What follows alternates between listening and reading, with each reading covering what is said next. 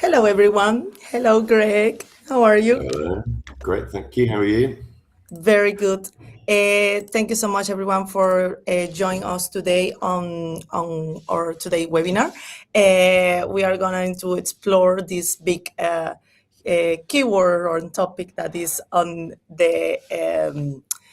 our reality, the vibe coding mood thanks to AI and new technologies. So for today's webinar, it's a pleasure to me to share the room with Greg for about the like what is about this webinar is the case study series of PERS. So where we are gonna dive into something like we consider very special and relevant for the startups, makers, product teams that want to build fast, efficient, and focus on user experience without getting lost on backend and complexity. So we today have Greg, that is the creator of Backdrop. A mental health reflection web app by using one of the vibe coding solution on the market that is Lovable,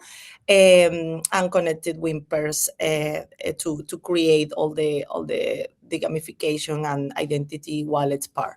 So Greg, I really love having people, but I do love better and more when the guests introduce themselves. So Sure. please, can you tell us what you do, who you are, what? Yeah, no problem. Well, it's amazing to be here. Thank you very much. So my name is Greg Martin. I'm an artist and creative director from the UK, but living here in Barcelona now.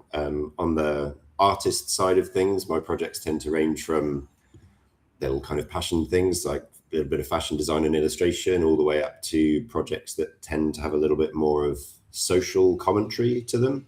And then on my, I guess, career professional side, as a creative director, so I founded a small creative studio called 32, and myself and two other designers and kind of a network of other designers that we specialize in the healthcare industry.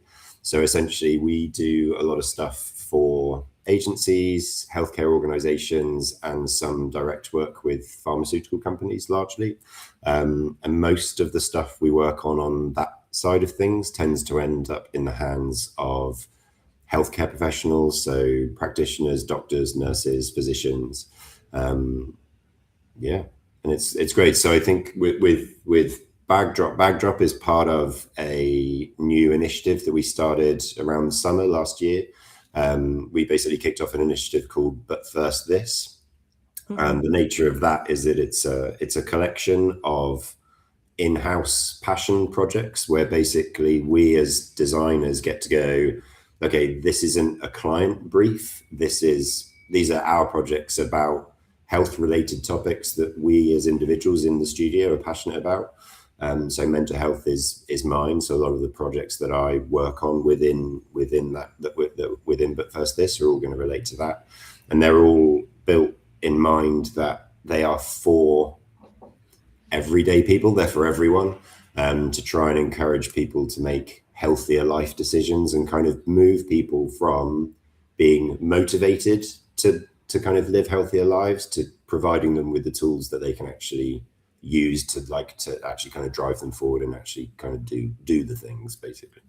Absolutely. Love it. Thank you very much for that intro. And we are gonna showcase better the concept, the idea, and the purpose of the solution.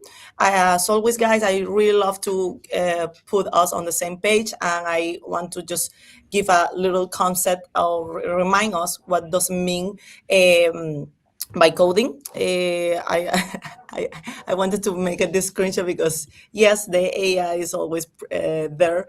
In this case, Gemini saying that or defining that by coding as an AI-driven software development practice where developers often with limited coding experience generate applications using natural language prompts rather than manual coding. So we follow the vibe that it doesn't, that is not only for developers, also for creative makers and people in the creative industries in general that are using the vibe coding as a tool to generate, to speed up the concept and the solution that they are thinking on. And for that, the internet is plenty of solutions. We know, but I just wanted to make a super little short list. In this case, the no code, low friction, because of course it's gonna be more extended from only prompting to actually having a high level solution for more, let's say, seniority developers to have as a tool. No, but one of them, and this is one that that Greg used, was Lovable. Very famous nowadays. AI powered web app builder, ideal for fast prototyping and production ready apps, using in this webinar. And then you have Bumble, no, Bubble, Adalo, Webflow, and so on. To go through the case, or the story of the case. I really love the concept, Greg, because it touched something very universal, that is stopping, reflecting, and taking like an emotional inventory of what's going on. That's the key purpose, or the key usability that we see on the app. But I would really love to if you can share with us as a first step, where the idea came from. Already you said your background and your agency worked on the industry, so it's something like and the health into the health industry. So it's not that you are far from. It's not that you are coming from financial or I don't know, banking, whatever. You are pretty close on wealth and health, but as a creator, as a maker, and a founder of another projects and companies, how this idea came from? How was your main insight? Sure. So backdrop. So essentially, I'll start with like the mental health component of it. I think I've been kind of a big advocate for mental health, and I guess kind of taking control and actually kind of recognizing the decisions that we make, and the impact that we have on our own mental health and our own lives, as well as the external factors and how we can react to things. So I think I really started to take my mental health seriously probably about 10 years ago, maybe, somewhere around that. And since then, and for the last 5 years, I started doing monthly mental health check-ins on my Instagram, where basically I would kind of create a bit of a space for some vulnerability and just say, look, this is how my month has been. This is how I'm feeling, and sort of doing it on I'm going to say, like, ultimately Instagram is a public forum. And in the last 12 months, I've started doing it as well on LinkedIn to try and do the same thing there, basically, because I found that it resonated well on Instagram, and it creates a good sense of, I'm going to say, like, community. Yes, it does create a good sense of community, but it creates this sense of like closeness, and again, that kind of vulnerability, and everyone just feels closer together, and it's a really genuine thing. And I think that those monthly mental health check-ins for me have been amazing, to just genuinely go, oh, how am I feeling? Like what is impacting my mental health, and what can I do about it, either for positive or negative. And so those monthly check-ins came as a result of previously me doing daily check-ins, sometimes like with a heavy routine to it, and sometimes ever I'd kind of dip into it when I was going through a low period, for example. And so the idea for Backdrop was basically that I started to record, essentially as a bare minimum on a daily level, I started to record I applied a score to my mood. So basically every morning I would review the previous day and say, how was yesterday? And I'd go, okay, well, it was let's say on a you imagine those kind of like satisfaction scores from like -2 to +2 with 0 being pretty neutral. I'd then score myself, and I'd do that for like, I don't know, 4 or 5 months or something. And I was like, this just that knowledge and kind of just tracking that means like instantly helped me loads. And so as well as the monthly mental health check-ins, I wanted to then build something that would introduce that simple active routine.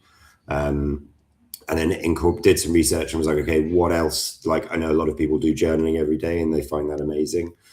So basically there are 4 key features in the web tool. One is a mood check, which is I guess my gateway into it, just that degree of understanding where we're genuinely at and kind of that self-analysis. Gratitude, which is a practice that is amazing. And so there's mood check, there's gratitude, there's reflection, which is essentially the journaling component. And then there's intention, where you can be kind of looking forward and kind of being proactive about what it is you want to do. So those are the 4 key sections in there. And they all come from just introducing, like I say, that degree of accountability to yourself, the degree of self-awareness, so that you know how you're feeling, and then you can do something about it. And like I say, whether that's positive or negative, if you recognize that your scores, for example, are low somewhat consistently, go, okay, well, what's impacting that? Let me think about it. What can I do to introduce into my life? And so you start to build out other routines that actually enable you to live ultimately a happier and more fulfilling life, is where the project came from. Amazing. So we can say that you have already an structure, as you described, you have already an structure before starting the more tech part of the project, because that was going to be my next question. You have the idea and then you just start building on with the vibe, or you already have an structure. Your structure were kind of connecting different or using different type of social media or channels, but at the end came into a routine that apart from the social media to, in that case, speak loud now and make people remember that we are always together on the human process. So from there you describe and decide the features and let's say the structure of the app itself. Amazing. Amazing. So I don't know in what point we want to share the screen of the web app, but I leave it to you. I have it here with me, but we can continue with the conversation. You just let me know when you want to share that, or I do share. At some point we're gonna share, guys, so no worries. But yeah, so going deep into the building process, from that idea or the concept, because I believe this is more than an idea, as you describe, because I know you, into apps, no? Something that it was very impressive for us, even that we know that PERS have these capabilities, and here is when we start talking about SDKs and API docs and all the documentation that allow the tech teams to implement and connect in a very fast way the solution. Even that we know that I just want to remind that in this case, this specific case, connecting with another by coding solution or connecting with Lovable, Greg is the first one. So for us was kind of a very important exploration of the process. And what are the needs behind. But the time or the speed that we see from a clear concept to a functional web app is something that happened in a week, let's say. It was for us like, whoa, cool, like it's not an assumption anymore. It's good, it's great, it's fast. So how did the process look for you when you start the building part? So the backdrop as it currently is, or like the form that it is, was basically, I'm going to say the pulling together of 2 different MVP, so I can pretty much guarantee I'm going to say MVP quite a lot on this webinar. So it's Amazing. like, Perfect. yeah, minimal viable product. So essentially, Bagdrop in its first iteration, I developed using Figma Make. So this was like before I shifted onto Lovable, and I actually had so I had the MVP version, and that was essentially just a fill in the forms, click download, and it generated a PDF and downloaded it. And it had no backend, no database, no user login, nothing, because it was literally just, here's how you introduce a routine, do it, download it. The information is yours as the user. Then, so I got to that. I did some user testing, and the first responses, all the responses, in fact, that I was getting back from the user testing was like, this, like, great, really like it. And then everyone said, I would like to be able to see I'd like to be able to see my score and like how it's changing over time. And I was like, yeah, totally get that. that means I'm going to have to store the score somehow. And so I went, okay, well, look, a future version of, I guess, the ecosystem of what we're trying to do under But First This is we're essentially going to have a collection of quite disparate projects. So I've got this mental health tool. Carrie is working on a collage kit that's kind of, the idea for that is spawned out of kind of regaining your sense of identity if you're going through fertility treatment. So there's that.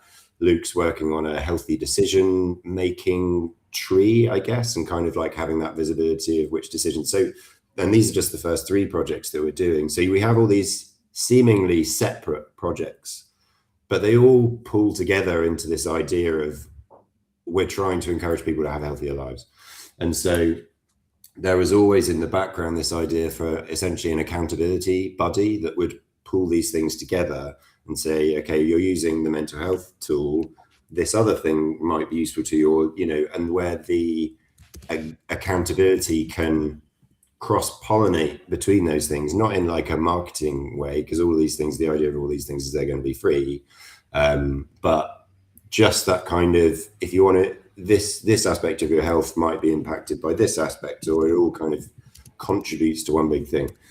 So the reason that Lovable then kicked in, and kind of when I started to look at, or kind of where we really want to integrate PERS into the equation, was basically that accountability partner, which in the screenshot here are basically the right hand screens on the two ones on the right hand side of the screen.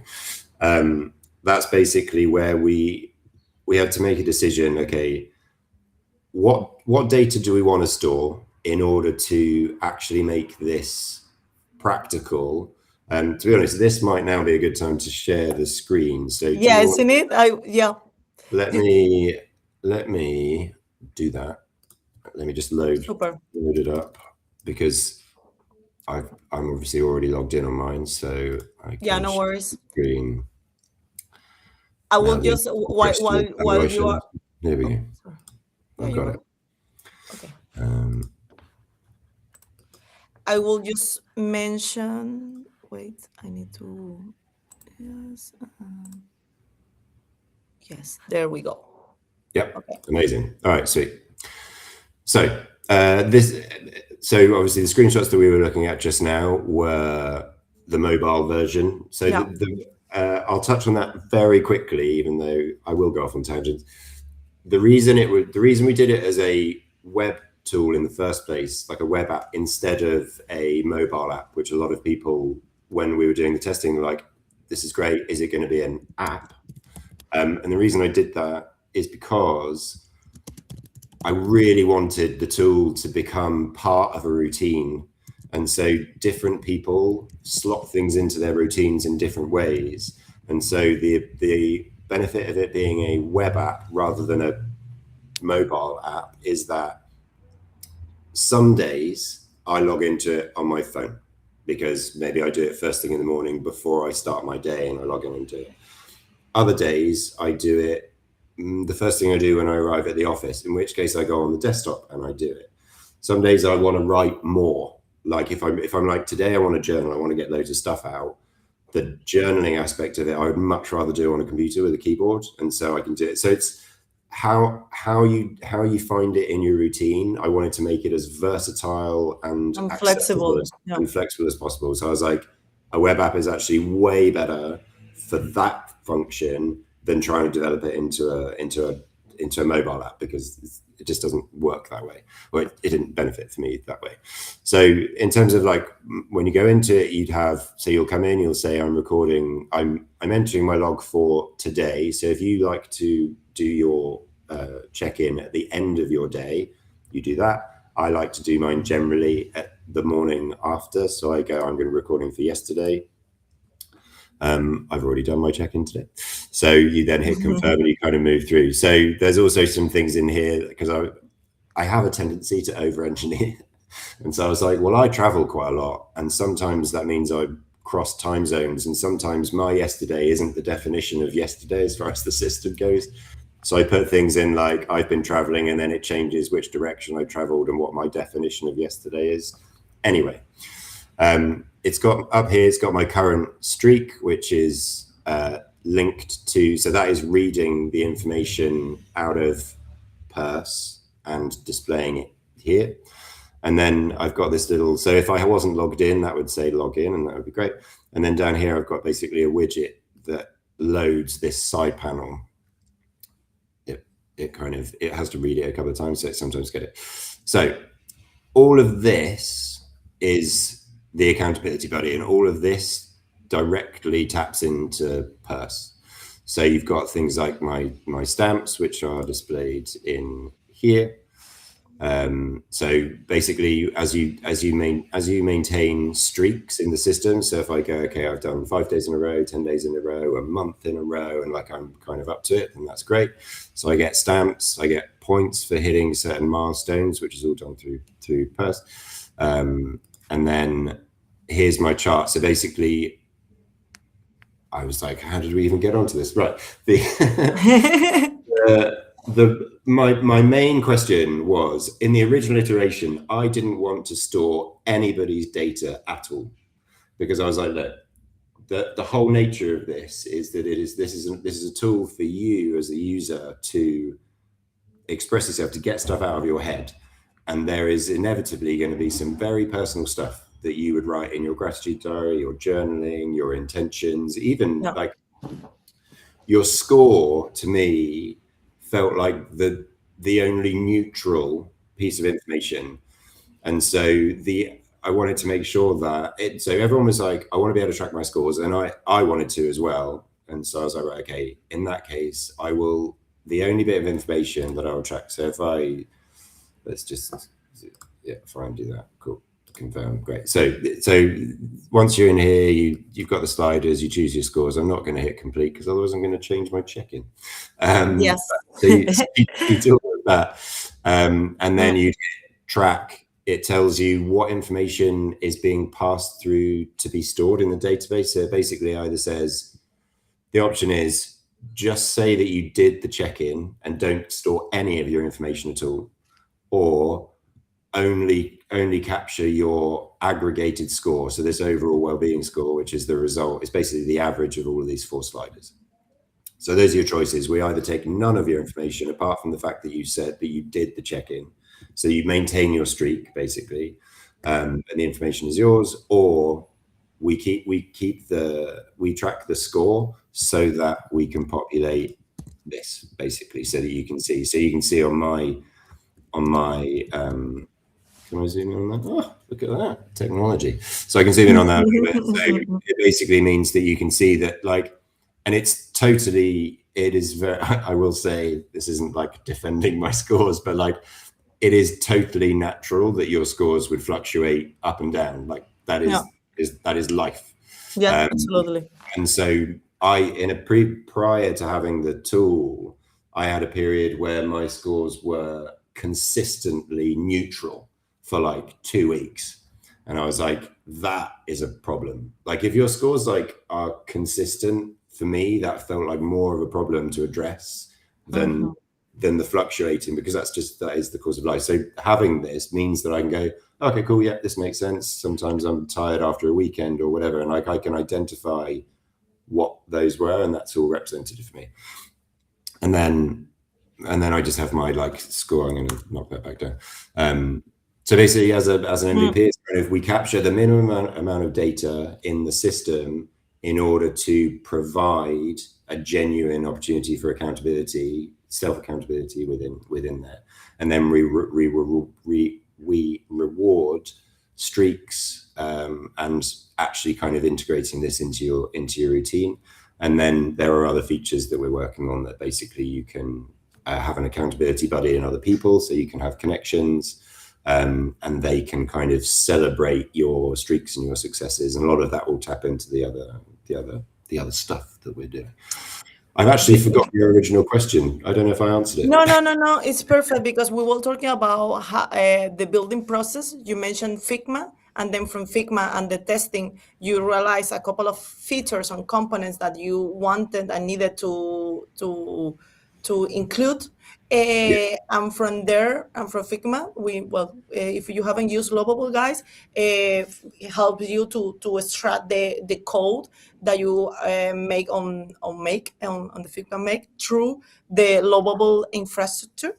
And from there, the creation of the proper going to be the final web app front end. So if from the Lovable point of view, you would like to mention something that was kind of, I think for being fair, because this is not as a sponsorship, the good and the bad, it will be nice to balance there. From your point of view on and in terms of tech approach, no, I think it's very important, because we see the solutions like, whoa, and a new one, and how is the so. They are trying a lot their best of making all of that solutions, AI power solutions, as accessible, flexible, and easy to understand and to manage. So I would like to know how you feel and how was for you that part of the building process.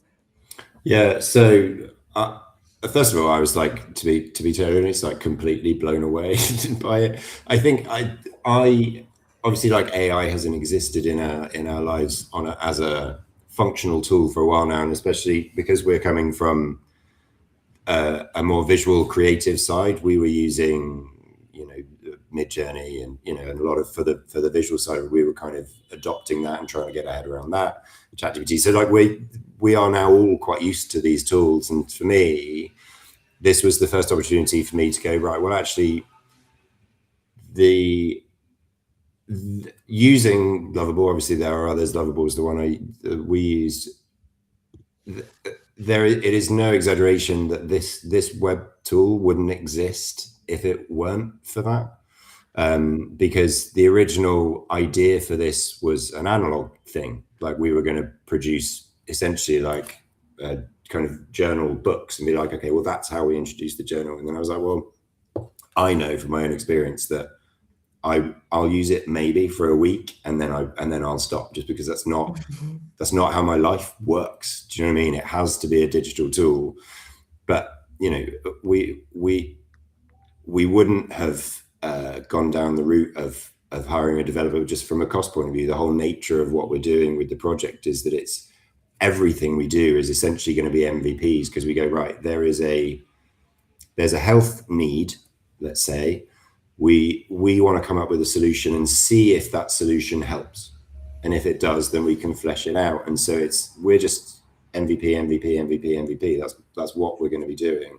Yeah. And so the ability to kind of jump in and use Lovable for this kind of stuff was amazing. So as far as like experience of using it goes, going from nothing apart from I had my flamingo logo and I knew I wanted it to be pink, like to and the concept and the idea, but yes, still, yeah. So I had the overall structure. It's not like I didn't say give me an idea, but like I knew roughly what I wanted it to look like, and I knew what the features were. But actually being able to go from concept to a thing, like a, for lack of a better word, a tangible thing. And it's weird to call digital things tangible, but in like an hour, like it took me an hour to get the oh, I can move these sliders, and do you know what I mean? Like the original MVP took me like an hour to get, and I was like, wow, that's cool. That's Then yeah. then it became this kind of almost like a brainstorming process where I was like, oh, okay, well, what about this? Oh, I don't like that. I like this. And can we achieve this? And kind of how do we achieve that? And so it becomes this like speed learning in that obviously I'm not a developer. I've done a bit of coding in the past, but like simple HTML stuff, that was the extent of my coding. But I do have quite a data structure brain. Despite being a visual creative, that's quite a rare combo, but I like to structure data. And so that I think enabled me to, but there's so much vocabulary. And so I knew I'd essentially be describing what I want to happen in complete layman terms.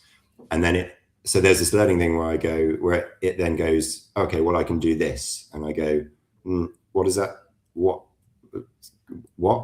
Like, what does that mean? And so you can really interrogate the answers before it does it.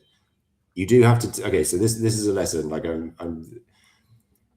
if you want it to essentially converse with you about what it's going to do before it does it, you have to be really explicit and say, don't do anything yet.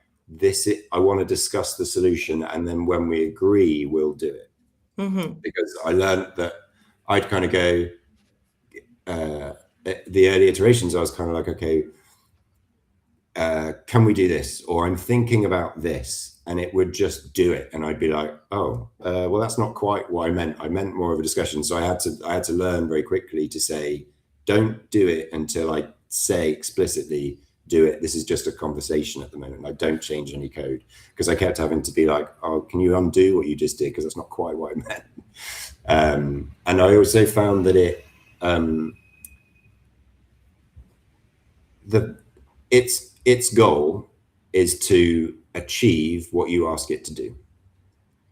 And so if it can't do it in necessarily the way that maybe you thought it would do the task, it will find a workaround to achieve what it is you want. And sometimes those workarounds, like, probably it shouldn't do, but sometimes you're like, it's probably not the safest way of doing it. Like there are some things where you go, what it's good at is it will do a workaround, and you'll go, and then a little safety security warning will come up, because every time it does something, it then checks that the build is robust and secure and there's no data leaks anywhere. And it will go, I see you've like, I'm like, oh, I can see you've just introduced a minor security risk this stuff. And it was like, and I was like, did you? And it's basically found a way of going, well, I've done this, and this in order to achieve this. And I'm like, yeah, but you can't do that. Like it's like, it's eager to please, and will do everything it can to kind of do it. And so you just got to be a little bit careful of that. I wanted to go to that part, because if and then we go to more the conversation, the pink elephant around the byte coding. But I want to finish the building section, or the building framework first. But I can see that it's great for that building, for that user front end experience, managing, because I believe that happen with all of them. You need to be very specific, because if not, yes. And I also think that nowadays we are learning so much about that tech prompts for specifying exactly what we want, more in a tech language rather than just vibe. But it's something that you get in the process. At least is for me every anytime that I'm using these solutions or trying new things. And then the tricky part, and I believe is part of the answer for my next question, is for what PERS is useful. No, why PERS came to the picture, and I think you mentioned before a couple of times the storage part. I don't want to keep this sensible data, but I do want that the experience, gamification, stamps, scores, recording this process actually happen, because it's part of the learning and the experience for the user, no? Yeah. So the storage part will bring us to well, and the wallets and identity, or yeah, recording things on your ID, on your profile, comes more into the backend.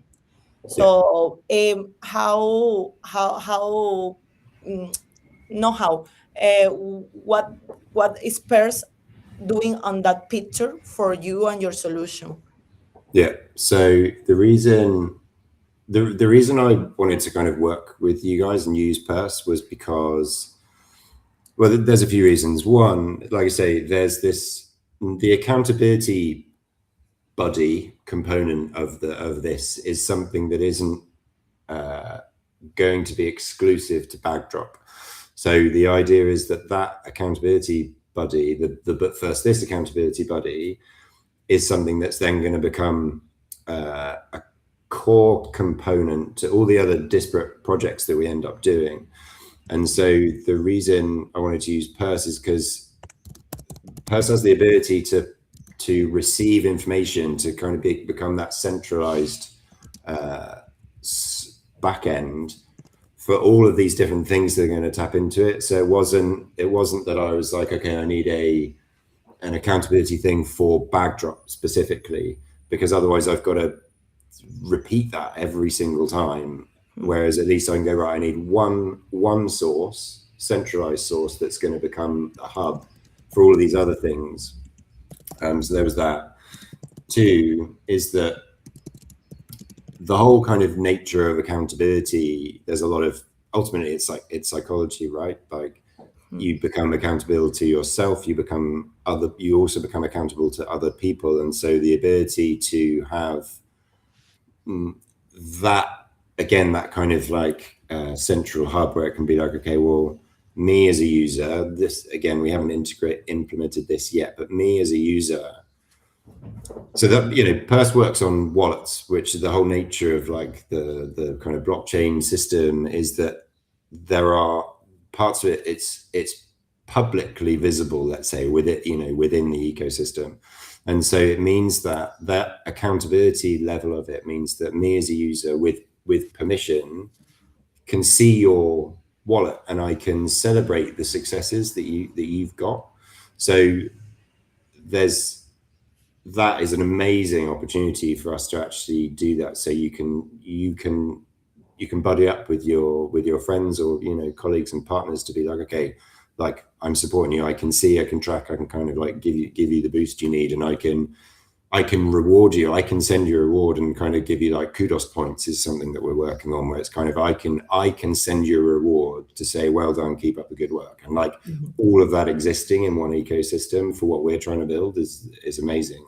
Paired with just the kind of core foundational components of it, where you go, okay, we want to reward, we want to be able to issue attendance stamps for events.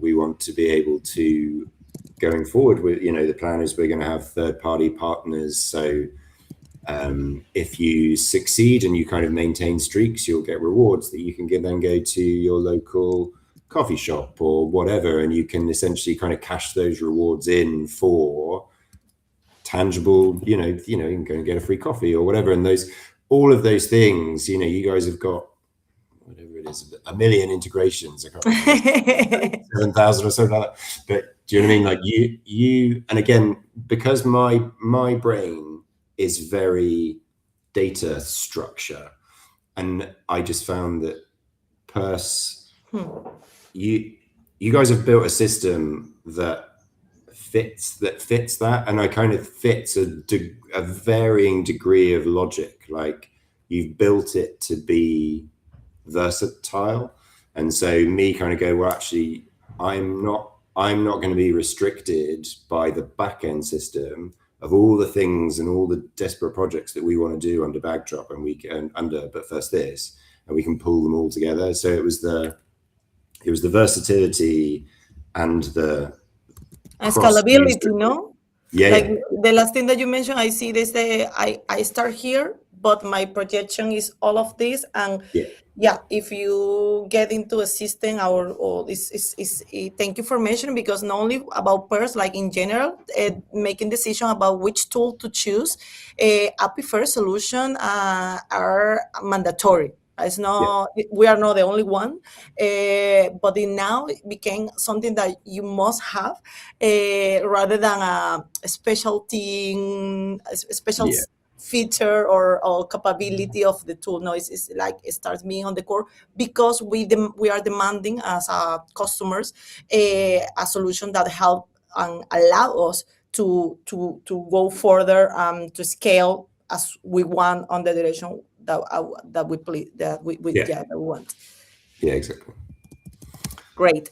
So I want to share 1 second the screen of and say something about the on the building and the structure, in terms of conceptualizing better, Yeah, like from PERS point of view.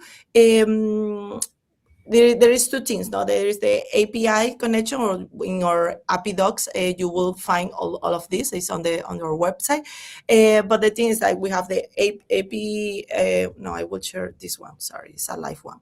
So we have the API documentation, and then also we have the SDKs introduction and integration. So this is not a technical webinar, so I'm not gonna go super deep on that. But to help you guys to imagine, the PERS SDKs are the ones that are gonna help to digest the information that is coming from the API, and the events that are being sent. In this case, Greg need like the combo. And most part of the time, even the projects have their own and big tech team. They require, or they need this SDK, because help them to go faster on the integration, because the SDK are reading the specific points of the system that are going to be required to show on your whatever front end you have built in by coding or not by coding. So just to let you know that when you go to the API docs, you will find these two descriptions, and in the great case, for the backdrop, the solution was a kind of combining these models, or this packaging, to make it, or allow the more easier and faster production. No, so from that part, Greg, because I want to be fair again. And now it's us, so you need to be gentle. But the super pro that you can find with that part of the integration that you can say from PERS, and something that yes, we need to improve. And I know we have already this conversation, but and in so many things on the roadmap, for the for the product production, or well, actualizations, let's say, because it's there, the information and everything is there, but making in a way to make it easier for the users on your profile, what will be the things. So let's start with the great first, because I love to hear the good things first. yeah. Make me feel good first. Yeah, please. So I think, like, okay, so the pro for the biggest pro for me in terms of the API documentation and the SDK documentation is that, I mean, ultimately, I've vibe coded this. So the massive pro for me was that I was able to say to Lovable, type in, right, here's my project key, which is I guess my project, my tenant identifier from a PERS point of view. Here is the link to the API docs. Make it work is essentially what I did. I was like, read it, understand it, and then when you've done that, we're going to start using it. And for it to be, and I had already read a lot of these because I wanted to get my head around some of the logic. So it is well written and understandable from a human readable point of view, which is great. But the bit that really impressed me was I was able to go, here is essentially the minimum amount of information to get, like, here it is, here's my project key, install the SDK, be ready.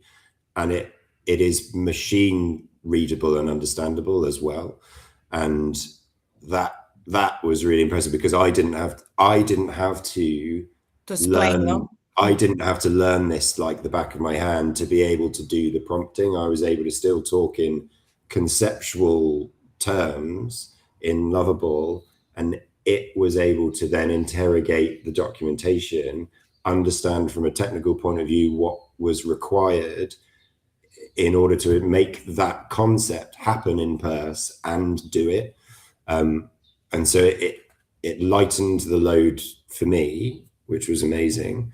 And the fact that it was able to do that like blew me away. So I'd say like the way this has been written, and obviously that, you know, how it's been done, it works. A machine was able to read it, understand it, and implement it with like no problems, which was great.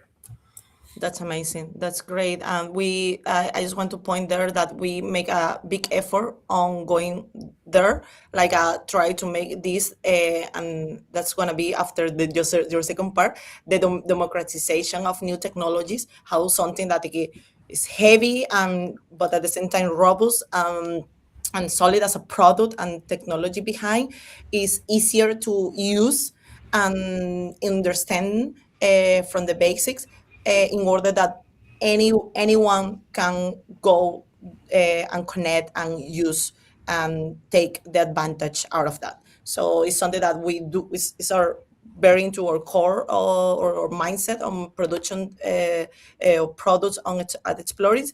I am very happy that you find on that way the API docs and the documentation, because API docs can be something very, very, very technical also, but we wanted to be human. Like, please speak in a language that more people, not only the tech people, can understand. So great, Yeah. great to hear. And then And then do you want me to say something bad? not bad. I mean, we because it's part of the closing, the improve. Because we are gonna extend an invitation, but very at the end. So we always looking for because it doesn't happen when our typical clients or B2B clients that are using it, because they are in another area or more than area, they have another staff or tech team. But because of what I just mentioned, we wanted to make it more easier and faster fast on implementation for another profile of companies and creators. So this feedback is not something bad for us. It's more like the wave of improving. So yeah. No, I mean, I think, to be honest, like I said, I think the and this, like, it's not bad, but it's not like anyway. But yeah, so to be honest, the bit that the other bit, which is also about the API docs, is basically there is an opening for human error, me, and so like so you have, okay, so I'm vibe coding the whole thing, integrates with the API docs, does the SDK, amazing, cool. I can conceptually get the thing up and running, amazing. Then you've got the PERS dashboard, so that, you know, the backend dashboard where I, as the tenant, can log in. I can set up essentially the templates for my tokens. I can set up the logic flow for the campaigns and the redemptions and all these things. Great. But because at the moment, obviously, you know, PERS is growing at the moment, you've got essentially kind of the core features and the core functions that are in the dashboard, and they work and they're amazing. There's a couple of things where, because the system has been built for scalability, versatility, the dashboard is in its current state kind of built for the common denominators between all those things, to make those things super streamlined, super simple. But because the system can handle such diversity and versatility, like the restraint is your imagination. If I can imagine something, there are certain things that the only way that I can achieve those is directly in the API, because the dashboard just can't, to build a dashboard that would enable my brain to go, well, I got this. Do you know what I mean? Like it's very difficult to do. And so there is inevitably going to be certain things where me as the human element to it need to go into the API and go, I'm going to build this, because then my level can integrate to that. And it's a very specific trigger type that I was going for, and like a trigger source and all those kind of things. So there are certain things that my imagination meant that I had to go in and do it a little bit manually. And the only time that the thing broke was on the stuff that I had done manually. So I'd accidentally left a field that was I'd left one of the example fields in there. And I was like, well, no, it's not working. I don't understand. And then I went in, I was like, oh yeah, it actually says the words null instead of just being blank. And those kind of things. And so I introduced a few errors that then I had to go in and fix. They didn't break anything. It doesn't like cause any big problems. You're just like, well, it's not working. I don't know why. And then you're like, oh yeah, it's because I made a mistake. That's great that you mentioned also, because this is the API that we just share, and then as soon as it's everything connected and you have your setup, you have the dashboard, and the dashboard was built in a way that being the most marketing friendly, let's say, approach for the daily use and easy operations. And now, thanks to this feedback, thanks to all the improve that we are doing, we are increasing the capability or all the options inside of the dashboard. But it's great that you mentioned, because it's true. And we are improving, but from the backend that is already built. So it's not that it's not working. It's like I don't get it, because I prefer using the dashboard, because of course it's the faster and easy and everything way to do it. So that's amazing. For us, that's a super great feedback, because for detecting, it's different when something doesn't work than when something it works, but it's telling you, no, you cannot do this. Like, okay, did the right thing. Like it tells you that you cannot, but you needed to fix it from the components or the setup point of view, and rather from the proper coding of the solution. No, amazing. So great. We have talking a lot. I just want to stay here forever. We only have like a couple of minutes. Please, if anyone have any question, put on the chat. We are gonna put in the chat and we just read it while we finish the conversation. I think for the closing, I keep very much on your building. You wanted to build MVPs that are faster, that go straight to your criteria, and then yes, you can make that MVP a more solid product from a important foundation, like a proper by coding solution as Lovable, that is a very strong platform for that. From, in our case, a backend that allow this function. Sorry, I get lost. A backend that is robust enough that helps you not only to do an MVP, also to scale that one from wherever you wanted to bring it. No, and I take also that that for you is something very important, because from your business point of view, to bring this MVP solution fast to your clients are something that matters a lot.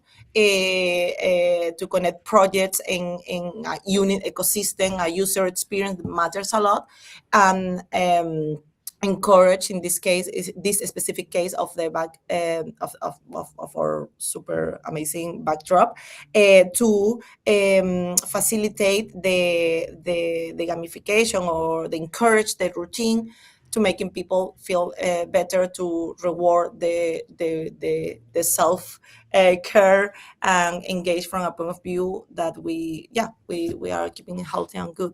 So this is my previous summary. If you want to add that to or what have we add something more of what we just explained? No, I think that's still pretty apt. I think for me the whole thing around the MVPs, I think, is really important for me in terms of like what I've got out of it and the ability to do it. This isn't, and I know there's a lot of chat around AI and the impact of it, and I think the reality is that this would have been a physical notepad. Do you know what I mean? This would have been an order of some notepads if had it not been for tools like this. This isn't, I didn't go, oh, I'm going to do this anyway. I have a choice between hiring a developer or doing it myself. The tool just wouldn't have existed.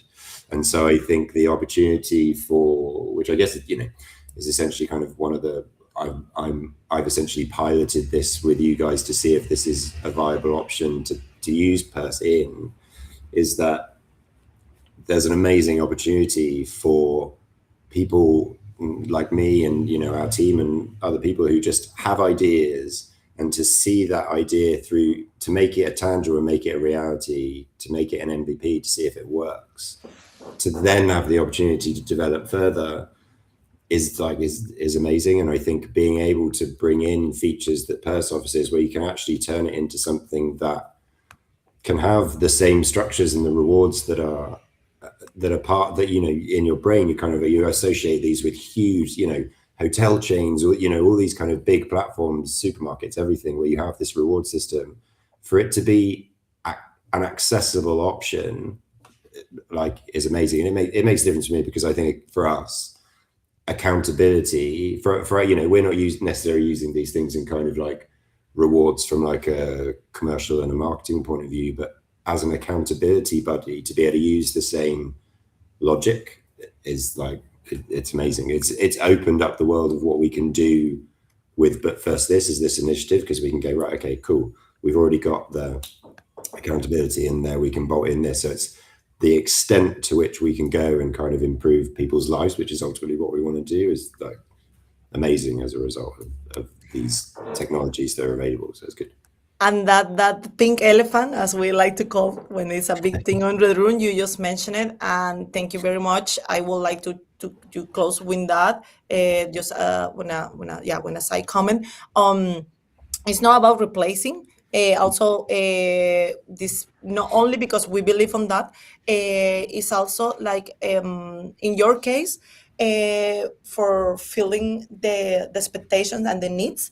And for another cases that we also seeing is how, as a company, team, a startup, you name it, you can keep focus on what is your product and your business, and use PERS as a layer, as a technology layer, to reach different type of objective. That can be the gamification part, can be the identity to wallet part, can be the experience base, or connecting to sustainability, engagement, and so on. So it's not that you don't do it, it's because, and we see that more and more, that you are focusing something else, can be pure tech, but it's no, to build this, it's gonna cost you not only resources, that means money, also energy and focus, because you really need to be on your team. And we learned that as explorers, because we were long time ago doing many things at the same time, and at the end we just poof and focus, and that's how PERS born. But it's also a complement, no, complementation on what are you are already doing. Yeah. So yeah, we are not replacing humans here. we we are taking good, using well tools that are on the market that help us to improve, to grow, to scale, to make business from yeah, creativity, but also with a consciousness. So thank you very much, Greg. I really love our conversation. I really love the project. We are gonna share on the link on YouTube and everything, the link on your solution, the drop, the sorry, the backdrop.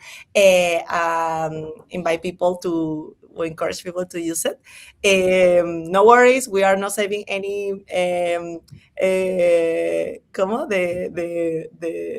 the description or the notes or the feelings that you are putting Yeah, there, and it's all everything anonymized. So no worries, you can use it freely and happy. uh, absolutely. Greg, thank you, we are No, amazing. thank you so much. See you We're next amazing. time. See you in the Thanks. co-working. Yeah. Bye guys, Thanks. thank you. Ciao. Ciao, ciao.